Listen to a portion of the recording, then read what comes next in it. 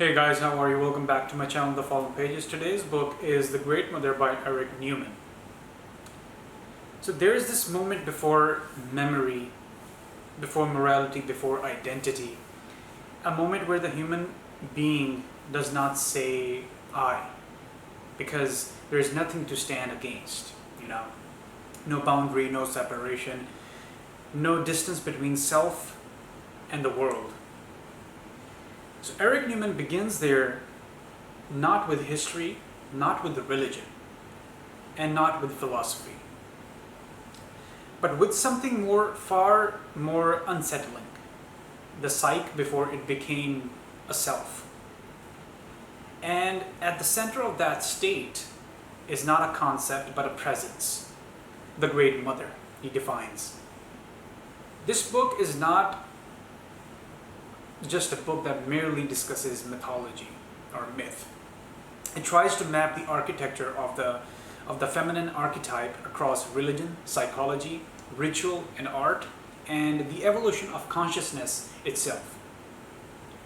Its structure moves from theory to image, rich case studies, and the table of contents show that movement clearly from the structure of the archetype and the archetypical feminine and the Great Mother through the Great Round, the Great Lady of the plants, the Great Lady of the beasts, and finally a spiritual transformation. So Neumann says early on that he is attempting a structural analysis of an archetype, trying to show its inner growth and dynamic and its manifestation in the myths and symbols of mankind. That line is the master key to the entire book. He is not cataloging goddesses, he is tracing a pattern of consciousness. So the book starts with the structure of the archetype. He begins with structure because for him, Isis the god is not just Isis, Mary is not just Mary, and Kali is not just Kali. They are expressions, masks, manifestations of something deeper. What Jung would call the archetype, a pattern that precedes culture, a shape that repeats itself across civilization.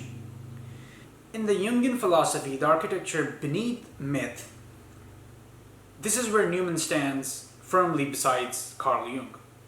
The archetype is not just an image. It is the generator of images. It is what causes the cave to become sacred, the womb to become cosmic, and the earth to become divine. And when you take the psychology, the teachings of Freud, it becomes narrowing. Freud would look here and reduce to infancy, to dependency, to desire, but Neumann resists. He expands the maternal beyond psychology into cosmic symbolism. Where Freud sees the mother as origin of conflict, Neumann sees her as the origin of reality itself. And on the other hand, if you were to look at the Adler psychology, it's the escape from dependence. Adler would intervene quietly. The child must leave this state, must overcome dependence, must build identity, and suddenly Neumann's archetype becomes not just symbolic, but developmental. So at the first glance, the Great Mother looks like a study of feminine divinities and symbols, but beneath that, it is doing something much more ambitious. Neumann is asking, what did the human psyche first experience as power, origin, nourishment, terror, transformation, and fate? And his answer is the Great Mother archetype. Not mother in the narrow domestic sense, not merely woman as biology, but mother as womb, vessel, earth, abyss, shelter, devourer, destiny, and transformation. The book argues the archetypical symbols are not static ornaments. They are dynamic forces that seize consciousness, fascinate it, and later differentiate into opposites. Neumann writes that what first appears in the primordial archetype as mixed and fused later, split apart and order themselves according to the principle of opposites. That one idea animates the whole work. The mother is not simply kind. She is not simply terrible. She is both. Now, if we were to look at Nietzsche's philosophy his teachings, if you were to compare that,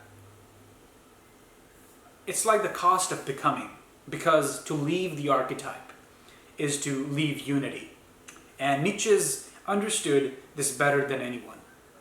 To become oneself is not a gift, it is a rupture. Nietzsche hovers here like a stern ghost, because this book is really about one terrifying thing. Consciousness is born by separation. And Nietzsche's more than almost anyone understood that becoming oneself is not comfort, it is rupture. Now then, after a while it talks about the archetypical feminine. The feminine is introduced not as a person, but as a world, a total environment. The human being does not first encounter freedom. It first encounters containment, the cave, the womb, the vessel. Now there is a Quranic parallel about this is where the Islamic parallel becomes especially powerful. The verse from Surah Az-Zumar 39, chapter 39 and verse number 6 speaks with striking relevance here. He created you from one soul. Then he made from it its mate, and he produced for you from the grazing livestock 8 pairs. He creates you in the wombs of your mothers, creation after creation, within 3 layers of darkness. Now there are other debates regarding what are those 3 layers and all. I will not be getting into that, but there is some parallel about it.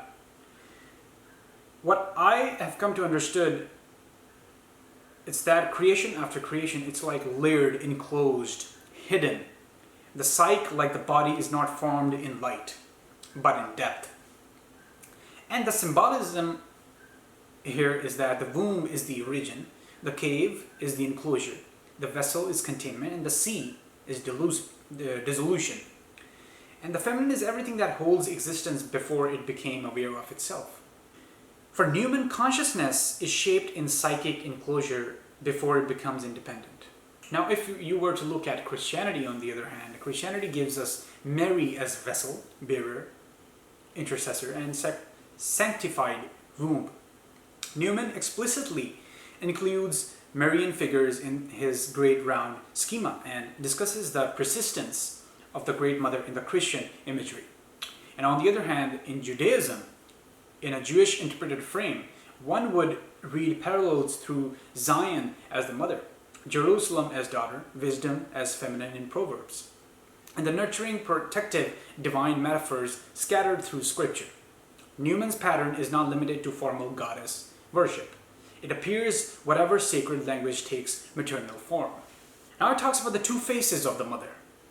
And here Neumann refuses comfort. The mother is not purely nurturing, she is not purely kind, she is dual. She is both. He writes with blunt clarity, the Great Mother is the giver not only of life but also of death. Elsewhere he adds that the archetypical feminine is not only giver, protector, but as container. Also holds fast and takes back. So now this is where Shakespeare walks in with blood on his hands. Think of Lady Macbeth. Come to my woman's breasts and take my milk for gall. This is almost a Shakespearean rendering of Neumann's point. Milk becoming poison, nurture reversed into violence, maternal symbolism made terrible. Or think of Hamlet, where the maternal realm is shattered by disgust, dependence, betrayal, and psychic disturbance. Shakespeare often treats the feminine as a force that is not merely romantic, but destabilizing, originary, and morally charged. Now, the transformation mysteries, in the book, it talks about that it changes temperature. The feminine is no longer only the one who contains life. She is the one through whom life is transformed. Neumann writes that the transformation mysteries of the feminine are grounded in a material or natural element, but produce not only quantitative change, rather a qualitative transformation. That is huge. The feminine is not merely static nurture, it is alchemy. Now when it comes to the functions of the feminine, the mother is now a system. Structure, function, she nourishes, she binds, she enchants, she transforms, and she destroys. Now here, the philosophy, it becomes a little bit of a Machiavellian. The logic of power. Here the mother resembles Fortuna. unpredictable, uncontrollable, beyond morality, and power that shapes outcomes without asking permission. Now, on the other hand, if you look at Adler philosophy, the individual must not remain here, must move from dependence to agency. And then after this narration, the book goes to reversal. This is where Neumann becomes dangerous, because he shows every symbol can turn. In this reversal part of the book, love becomes control, protection becomes imprisonment, and nourishment becomes suffocation. Values are unstable. Everything contains its opposite. And now also in the book, Neumann talks about the primordial goddess in all of the mythologies, in all of their culture traditions. He sort of relates to it. The Great Mother appears in myth not as one deity, but as a recurring psychic pattern manifesting across civilizations. Princeton and other summaries note his use of ritual, mythology, art, and dreams to show the feminine archetype across prehistory and later culture. Cross-culture parallels include Isis, Dimitri, Sibyl, Kali, Tiamat, Mary is transformed symbolic mode, Sophia, earth goddesses, and mother figures in countless local traditions. In Judaism, Christianity, Islam, the Abrahamic traditions are not goddess religions in the classical sense, but they still carry maternal symbolism in transformed forms. Mary in Christianity, also in Judaism and also in Islam.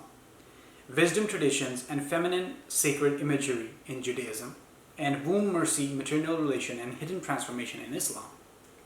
Neumann's argument is not that all religions are saying the same thing doctrinally.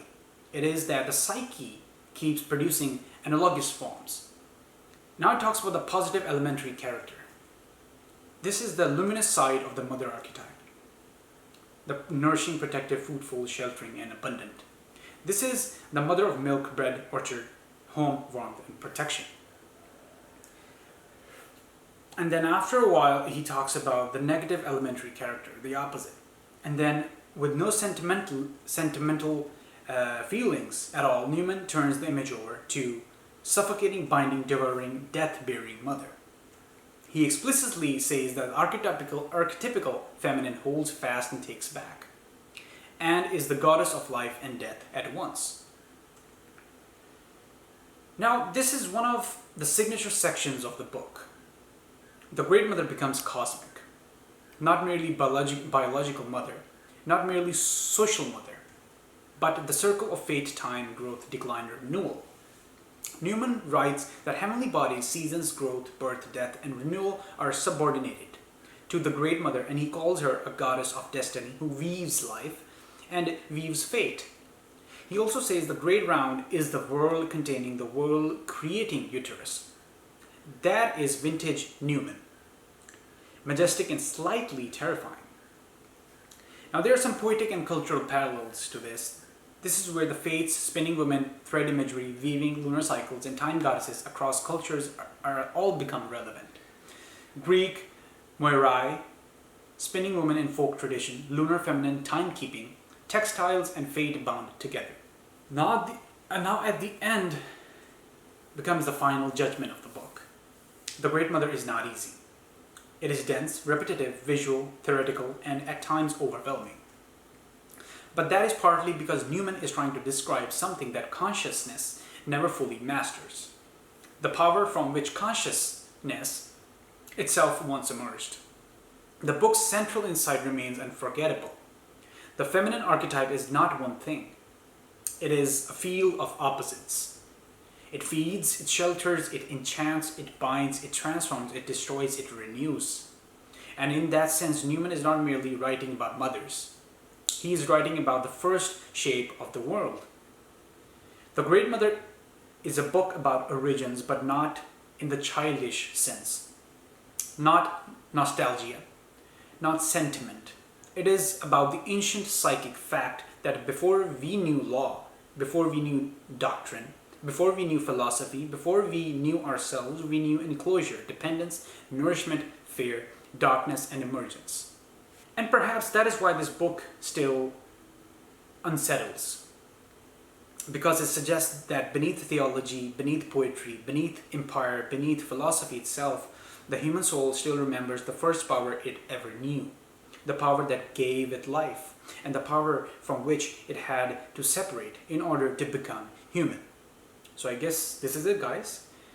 If you have any questions, if you have any comments, please leave that in the comment section below, and see you in the next video.